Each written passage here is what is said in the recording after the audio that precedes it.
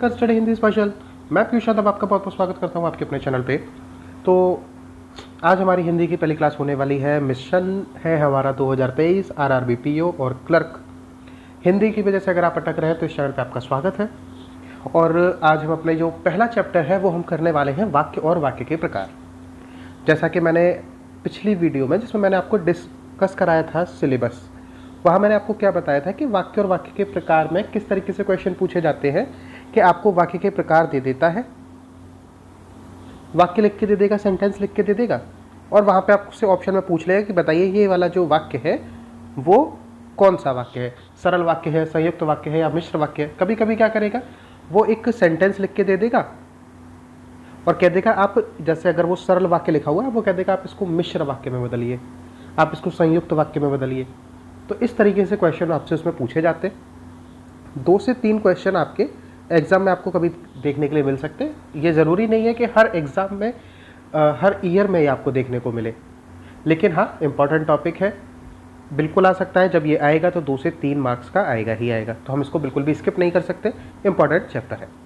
ठीक है, तो जो लोग हमारे चैनल पे पहली बार विजिट कर रहे हैं मैं उनसे कहना चाहता हूँ कि हमारे चैनल को आप सब्सक्राइब कर लीजिए। यहाँ पे आपको एकदम क्वालिटी कंटेंट मिल जाता है।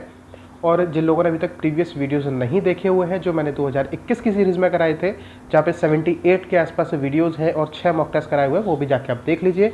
और आप हमारे टेलीग्राम ग्रुप से भी जुड़ सकते हैं, जहाँ पे आपको डेली ही चीज़ें मिल जाती हैं रीडिंग आर्टिकल के रिगार्डिंग। ओके, तो चलिए हम अपने इस चैप्टर को शुरू कर लेते हैं। और हाँ, जिन लोगों को भी टेलीग्राम ग्रुप पे जुड़ना है वो सिंपली टेलीग्राम में जाके सर्च कर सकते हैं एजुकेटर पीयूष यादव, या फिर आप डिस्क्रिप्शन बॉक्स में लिंक दिया हुआ है, वहाँ से जाके भी आप लिंक पे टच करके हमारे ग्रुप से जुड़ सकते हैं। तो चलिए हम इस वीडियो को शुरू कर लेते हैं, जहाँ पे जो चैप्टर है वो रिगार्डिंग किसके है, वाक्य। तो चलिए देखिए, ये एक सिंपल तरीके से आपके सामने यहाँ मैं प्रेजेंटेशन दे रहा हूँ, लेकिन बहुत सी डीप नॉलेज आपको मेरी बातों के थ्रू मिलेगी। तो चलिए हम शुरू करते हैं कि वाक्य होता क्या है। अब एग्जाम में ये तो नहीं पूछा जाएगा कि वाक्य क्या होता है, लेकिन क्योंकि चैप्टर शुरू किया जाता है तो थोड़ा बेसिक्स आपको आने चाहिए। तो वाक्य क्या होता है, शब्दों का और व्यवस्थित रूप होता है जिसे मनुष्य अपने विचारों का आदान प्रदान करता है। ठीक है, उसे हम क्या कहते हैं, वाक्य कहते हैं। एक सामान्य वाक्य में क्या क्या होता है, कर्ता होता है, कर्म होता है और क्रिया होती है। कोई इसमें हमारी इंपॉर्टेंस की कोई चीज़ नहीं है। फिर नेक्स्ट स्लाइड में आपसे क्या कहा जा रहा है कि 2 या 2 से अधिक, ध्यान से पढ़िए, 2 या 2 से अधिक पदों के सार्थक समूह को, ऐसा नहीं होना चाहिए कि उसका कोई सेंस ही नहीं बन रहा, तो सार्थक समूह को जिसका पूरा पूरा अर्थ निकलता है उसे वाक्य कहते हैं।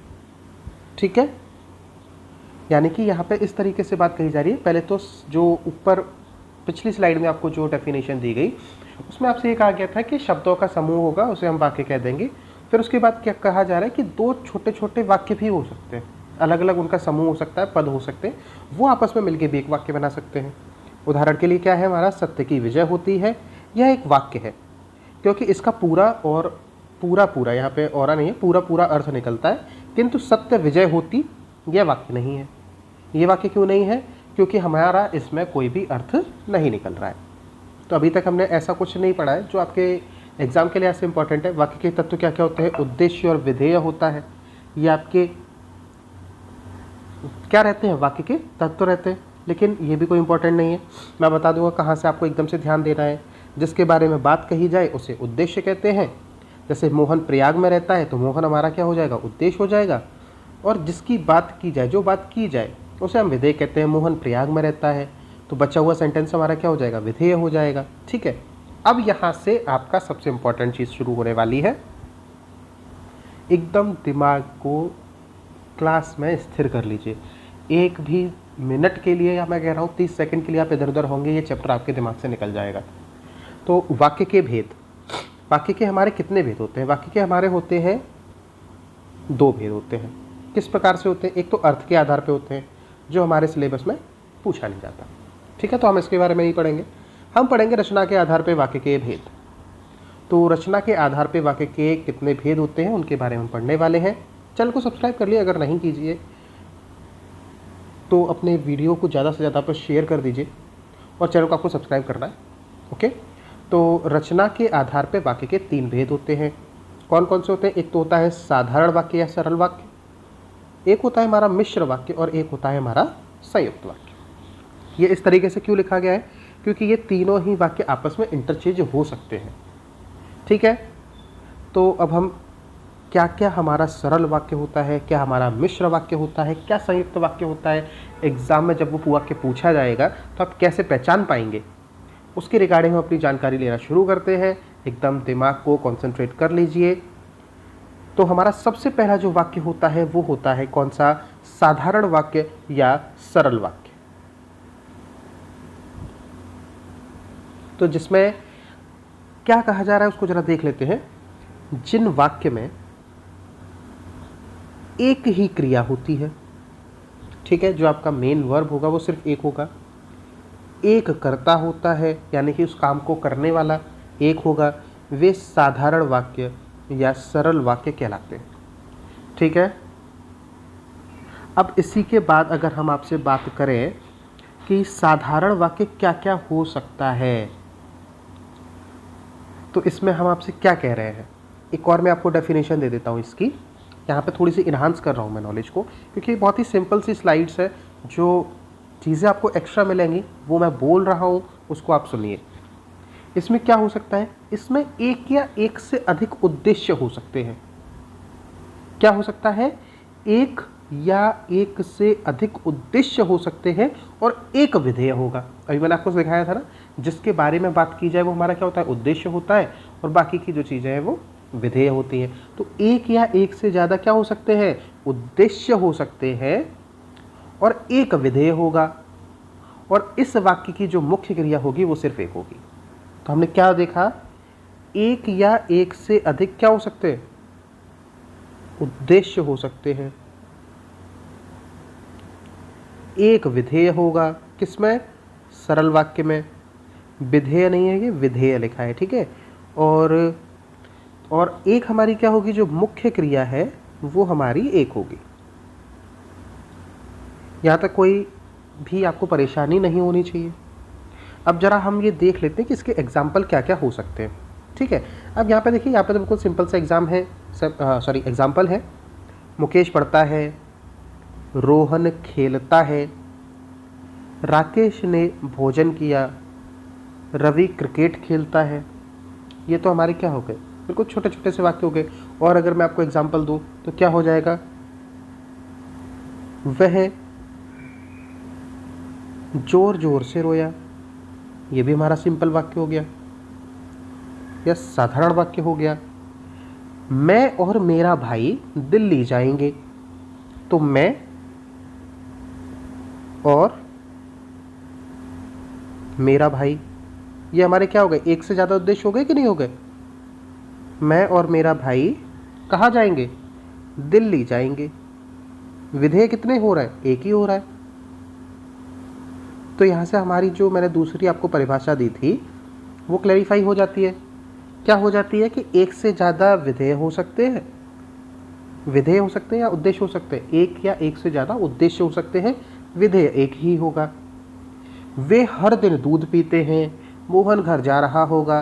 तो ये जो हमारे छोटे छोटे सेंटेंसेस हैं ये हमारे सारे ही कैसे होते हैं? साधारण वाक्य होते हैं, और बहुत ईजिली हम इनको पहचान लेते हैं। सबसे ज़्यादा जो कन्फ्यूज़न होती है वो कहाँ होती है? संयुक्त वाक्य में होती है, और इसके साथ ही किस में होती है? मिश्र वाक्य में होती है। बहुत कन्फ्यूज़न होता है बच्चों को कि कौन सा हमारा संयुक्त वाक्य है, कौन सा हमारा मिश्र वाक्य है। तो चलिए हम देख लेते हैं क्या हमें इसमें कहा जा रहा है। तो देखिए यहाँ पे आपसे क्या कहा जा रहा है कि जब वाक्य में दो या दो से अधिक, ध्यान से रखिएगा, एक हमारा कोई सेंटेंस लिखा हुआ है, वहाँ पे या तो दो या दो से अधिक क्या हो?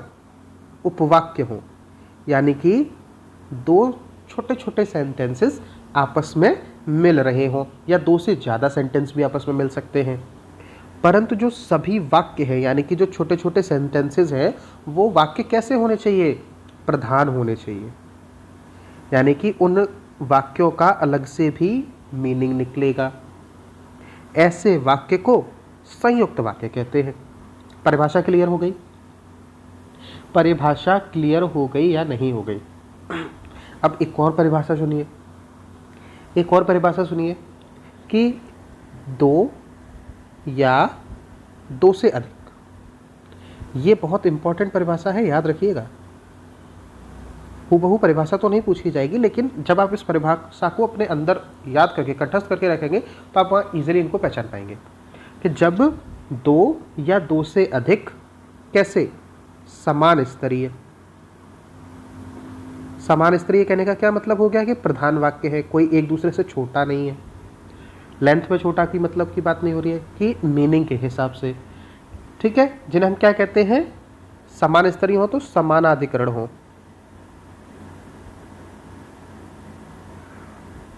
ठीक है। जब दो या दो से अधिक समान स्तरीय उपवाक्य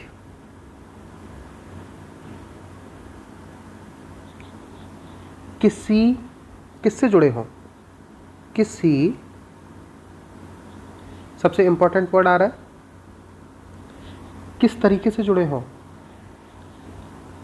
समानाधिकर,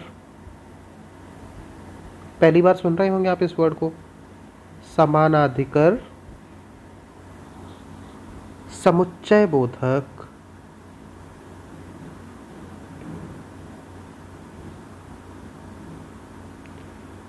समुच्चय बोधक अव्यय, इससे जुड़े हो, ठीक है। ये हमारी इसकी दूसरी परिभाषा, ये आपको बहुत अच्छे से रटी हुई होनी चाहिए, एकदम नोट्स बना लीजिए। देखिए जैसे मैं आपको करा रहा हूँ, आप भी नोट्स बना लीजिए, आपको एक बार में ही चीज़ों को क्लियर करने में आसानी रहेगी, ठीक है। दो या दो से अधिक समान स्तरीय उपवाक्य किसी समानाधिकरण समुच्चय बोधक अव्यय से जुड़े हों तो वो क्या होते हैं, वो हमारे कहलाते हैं संयुक्त वाक्य।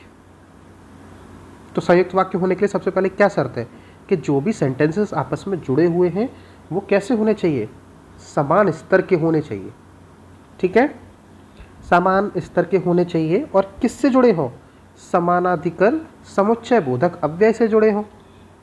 अब आप के मन में एक क्वेश्चन ये उठेगा कि सर ये बताओ कि समानाधिकरण समुच्चय बोधक शब्द हैं क्या, ठीक है, ये आपका क्वेश्चन रहेगा। तो अब हम इसके ऊपर थोड़ी सी जानकारी देख लेते हैं कि ये वर्ड जो हमारा है वो आखिर में क्या होता है, ठीक। तो समानाधिकरण समुच्चय बोधक क्या होता है, इसमें क्या होगा, ऐसे ऐसे शब्द आएंगे जो क्या कर रहे होंगे, या तो संयोजन का कार्य कर रहे होंगे, क्या कर रहे होंगे, या तो कर रहे होंगे संयोजन का कार्य, वे शब्द जो संयोजन का कार्य कर रहे हो यानी कि जोड़ने का कार्य कर रहे हो, या फिर किसका कार्य कर रहे हो, विभाजक की तरह कार्य कर रहे हो, ऐसे शब्द जो दो सेंटेंस को आपस में तोड़ने के काम आते हैं, या फिर क्या कर रहे हो, विरोध कर रहे हो। तो ये जो भी शब्द इन में यूज होंगे वो सब कैसे होंगे, वो हमारे क्या होंगे, समानाधिकरण समुच्चय बोधक अव्यय होंगे, या फिर क्या हो सकता है आपका, परिणाम सूचक शब्द हो सकते हैं। आइए जरा हम इनके ऊपर बात कर लेते हैं कि क्या क्या हो सकता है ये। तो सबसे पहले अगर हम बात करें संयोजन की, जो संयोजन की है, क्या है वो शब्द, संयोजक है। तो इसमें आपके कौन कौन से शब्द आ सकते हैं जो दो सेंटेंसेस को आपस में जोड़ने का काम करें, तो इसमें कौन कौन से आ सकते हैं, एक तो आपका आता है और क्या करता है, दो सेंटेंसेस को आपस में जोड़ देता है, और का ही एक अल्टरनेट क्या होता है, तथा होता है, एवं होता है, ये सब क्या है, संयोजक है। अगर कोई भी सेंटेंस इन शब्दों से जोड़े जा रहे हैं तो वो क्या होगा, हमारा संयुक्त वाक्य होगा। फिर अगर वो विभाजक है, जैसे या लगा दिया जाए, अथवा लगा दिया जाए, चाहे लगा दिया जाए, ये सारे वो शब्द हैं जो किसको दिखा रहे हैं, संयुक्त वाक्य को दिखाने का काम करेंगे। अन्यथा लगा दिया जाए, ये सारे शब्द क्या कर रहे हैं, दो सेंटेंसेस को आपस में बिल्कुल विभाजित कर देते हैं। अगला है विरोध दिखा रहे हो, तो ये सेंटेंस क्या हो जाएंगे, परंतु, पर, किंतु, मगर, बल्कि, अगर ये सेंटेंसेस इन शब्दों से आपको जुड़ते हुए दिख रहे हैं तो वो सारे हमारे क्या हो जाएंगे, वो हमारे हो जाएंगे संयुक्त वाक्य। इसमें एक और सेंटेंस होता है लेकिन, सॉरी शब्द होता है लेकिन। फिर लास्ट में है हमारा परिणाम सूचक। परिणाम सूचक में क्या क्या आ जाएगा, फलतः, परिणाम स्वरूप। अब जिन बच्चों ने मेरी प्रीवियस क्लासेस ली होंगी उन्हें यहाँ पे थोड़ा सा डिफरेंस दिख रहा होगा, क्योंकि प्रीवियस क्लासेस में हमने इतना डीप में नहीं कराया था। परिणाम स्वरूप, इसलिए,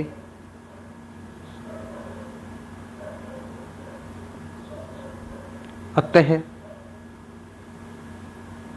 अतएव, और एक लास्ट वर्ड कौन सा है आपका, फल स्वरूप। ठीक है, परिणाम स्वरूप, फल स्वरूप। ठीक है, तो ये सेंटेंसेस हैं, सॉरी ये वर्ड्स हैं। अगर इनसे आपके कोई भी दो सेंटेंसेस समान स्तर के होने चाहिए, अगर वो जुड़ते हैं तो वो जो हमारा सेंटेंस है वो क्या कौन सा हो जाएगा, हमारा संयुक्त वाक्य हो जाएगा। इसका चाहो तो स्क्रीनशॉट ले लो, मेरे हिसाब से तो आप नोट्स बना लो।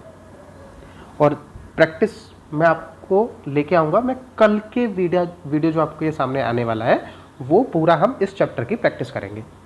आज मैं आपको एकदम थ्योरेटिकल नॉलेज दे देता हूँ, अच्छे से इस वीडियो को देख लीजिए। कल जो हमारी प्रैक्टिस वाली वीडियो होगी उसमें आप अपना टेस्ट करके देखिए कि किस तरीके से आपने चीज़ें जो सीखी हैं वो काम कर रही हैं या नहीं कर रही हैं। ठीक है,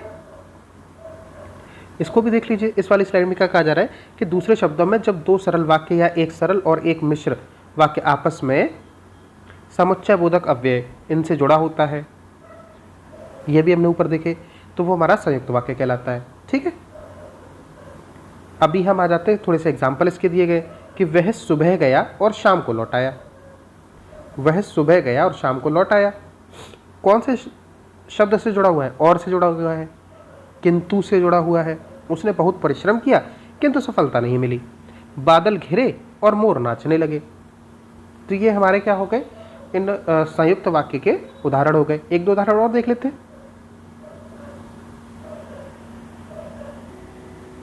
एग्जाम्पल में एक आध एग्जाम्पल और क्या हो सकते हैं, हम लोग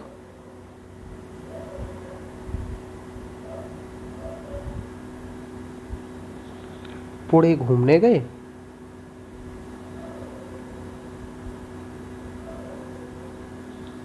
और वहां 4 दिन रुके।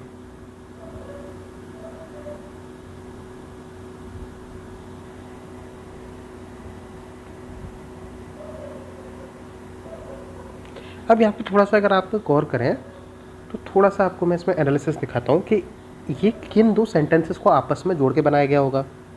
पहला तो इसमें रहा होगा कि हम लोग पुणे घूमने गए, यही रहा होगा, हम लोग पुणे घूमने गए।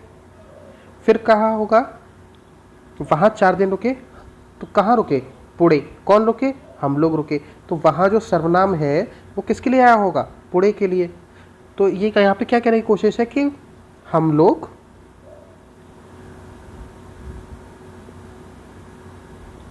पुणे में 4 दिन रुके, ये दूसरा सेंटेंस रहा होगा। अब आप पहला सेंटेंस पढ़िए और दूसरा सेंटेंस पढ़िए। अगर आप इन सेंटेंस को इंडिविजुअली भी अगर पढ़ते हैं तो दोनों ही सेंटेंस अपने आप में पूरा अर्थ दे रहे हैं। अगर इन सेंटेंस में कोई दूसरा सेंटेंस ना भी मिलाया जाए तो भी कोई व्यक्ति अगर इन सेंटेंसेस को पढ़ता है तो उसके मन में किसी भी प्रकार की कोई जिज्ञासा उत्पन्न नहीं होगी कि ऐसा हमने कहा तो उससे आगे क्या या इससे पीछे क्या रहा होगा। ऐसी कोई भी उत्कंठा या जिज्ञासा हमारे मन में नहीं आएगी। यहाँ से भी हम अपने संयुक्त वाक्यों को पहचान सकते हैं। अब देखिए यहाँ पे हमारा सबसे लास्ट जो टाइप है वाक्य का वो कौन सा है, वो है हमारा मिश्र वाक्य।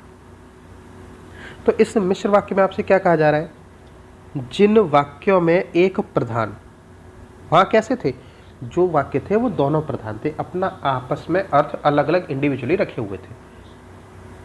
लेकिन यहाँ क्या कहा जा रहा है कि जिन वाक्यों में एक प्रधान उपवाक्य हो यानी कि मुख्य उपवाक्य हो और अन्य आश्रित उपवाक्य हो। अंतर समझ में आ रहा है कि एक यहाँ पे मेन क्लॉज है, एक यहाँ पे मेन सेंटेंस है, और जो दूसरा सेंटेंस है वो पहले वाले पे आश्रित होगा। जरूरी नहीं है कि वो पहले ही नंबर पे लिखा हो, लेकिन जो भी मेन सेंटेंस है उस पर वो आश्रित होगा। और आपस में किन किन शब्दों से जुड़े हो? कि, जो, क्योंकि, जितना, उतना, जैसा, वैसा, जब, तब, जहाँ, वहाँ, जिधर, उधर, अगर, यदि, तो, यद्यपि, तथापि, इनसे अगर आपस में जुड़े हुए होते हैं तो हम उन्हें क्या कहते हैं? हम उन्हें कहते हैं मिश्रित वाक्य। ठीक है, अब थोड़ा सा डीप नॉलेज, तो उसमें मैं आपके सामने एक अलग परिभाषा लिखने वाला हूं कि मिश्र वाक्य में क्या होता है। मिश्र वाक्य के अंदर थोड़ा सा हम इसका क्या करते हैं, पोस्टमार्टम करते हैं। मिश्र वाक्य के अंदर क्या होगा? एक तो होगा प्रधान उपवाक्य,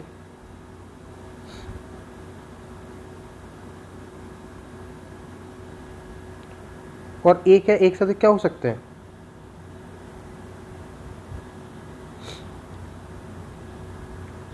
आश्रित उपवाक्य। ठीक है, और ये जो उपवाक्य है, ये उपवाक्य जो है वो किससे जुड़े होंगे? वहां पे किससे जुड़ रहे थे? हमारे समानाधिकरण, समुच्चय बोधक, अव्यय से जुड़ रहे थे। यहां पे ये जुड़ेंगे, मेन इंपॉर्टेंट लिख करके लिख लीजिए,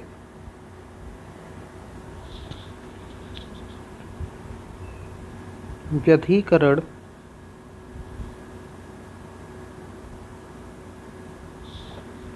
समुच्चय बोधक,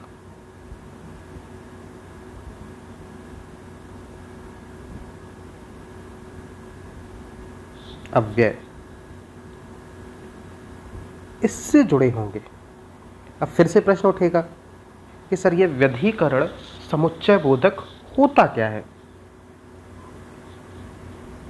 ठीक है, तो ये भी क्या होते हैं, इनको मैं जरा बता देता हूँ। ये 4 टाइप के होते हैं। जब मैं इनके टाइप आपको बताऊंगा तो ये क्लियर हो जाएगा। सबसे पहले तो ये क्या होंगे? ये कारण बताने वाले शब्द होंगे, कारण सूचक होंगे, या फिर संकेत सूचक होंगे,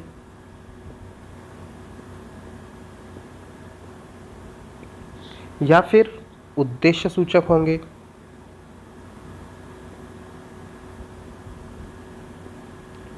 या फिर अंत में कैसे हो सकते हैं? स्वरूप सूचक हो सकते हैं।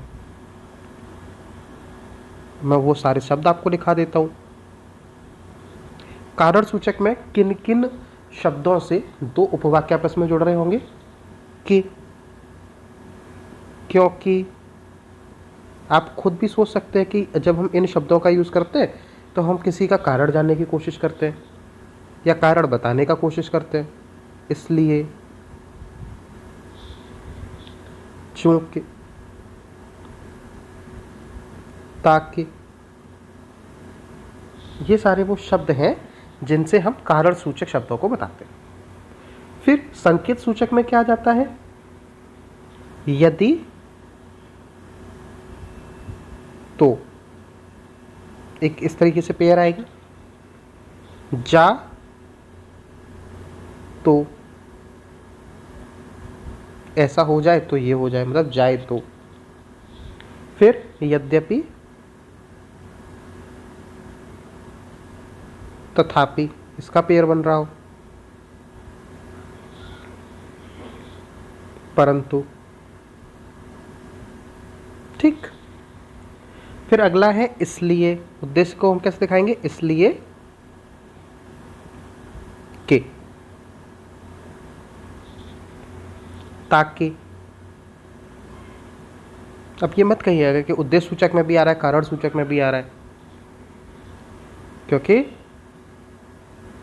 सेंटेंस के ऊपर डिपेंड करेगा कि वो कारण सूचक सेंटेंस हमारा बन रहा है, वो कारण को दिखाने वाला सेंटेंस है या फिर उद्देश्य को दिखाने वाला सेंटेंस है। ठीक है।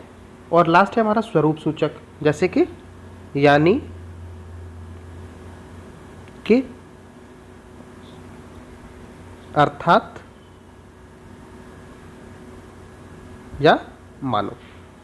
तो ये हमारे कुछ ऐसे शब्द हैं जो अगर हमें किसी सेंटेंस को जोड़ते हुए दिख रहे हैं, दो सेंटेंसेस को जोड़ते हुए दिख रहे हैं, तो वो हमारा कौन सा सेंटेंस हो जाएगा? वो हमारा हो जाता है, कौन सा हो जाता है? मिश्र वाक्य हो जाता है। आइए अब हम इनके एग्जाम्पल्स को देख लेते हैं थोड़ा सा। तो इसके एग्जाम्पल में क्या क्या आएगा? मेरा दृढ़ विश्वास है कि भारत जीतेगा। ठीक है, मेरा दृढ़ विश्वास है कि भारत जीतेगा। अब यहाँ पे आप लोग खुद सोचिए कि इसमें प्रधान उपवाक्य कौन सा रहा होगा। थोड़ा सोचिए, दोनों सेंटेंसेस को आपस में कहने की कोशिश करिए। मेरा दृढ़ विश्वास है, ये आपने बोला, सामने वाला जरूर कहेगा कि क्या दृढ़ विश्वास है, यानी कि सेंटेंस इसको बोलने के बाद में हमारा पूरा नहीं हुआ। तो इसमें मेन सेंटेंस क्या हो रहा है? भारत जीतेगा। ठीक है, इसी तरीके से सफल वही होता है जो, यहाँ पे किससे जुड़ रहा था? कि, जो परिश्रम करता है। ठीक है, अगर आपने यहाँ पे लिख दिया कि सफल वही होता है, सामने वाला पूछेगा कि कौन सफल होता है।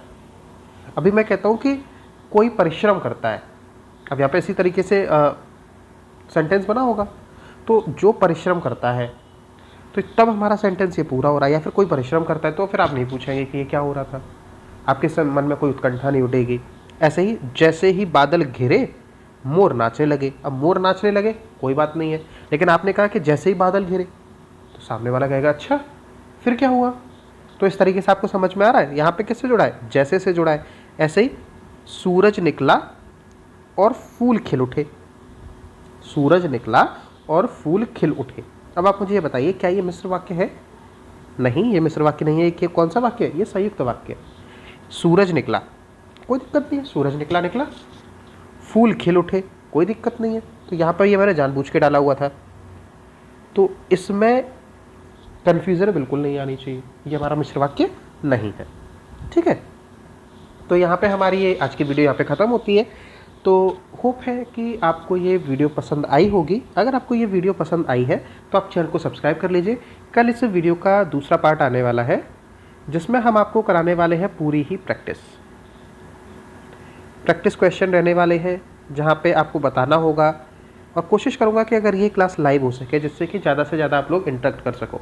ठीक है, अगर मैं ये लाइव क्लास लूँगा तो ये मोस्ट प्रोबेबली 10:30 बजे से होगी रात में। ठीक है, अगर मैं लाइव आता हूँ तो 10:30 बजे से होगी, अदरवाइज़ मैं ये क्लास अपलोड कर दूँगा जैसे कि रिकॉर्डेड आपको मिल रही है। और हाँ, अगर लाइव होगी तो आपको टेलीग्राम पे इसका अपडेशन मिल जाएगा, टेलीग्राम से आप जुड़ जाइए।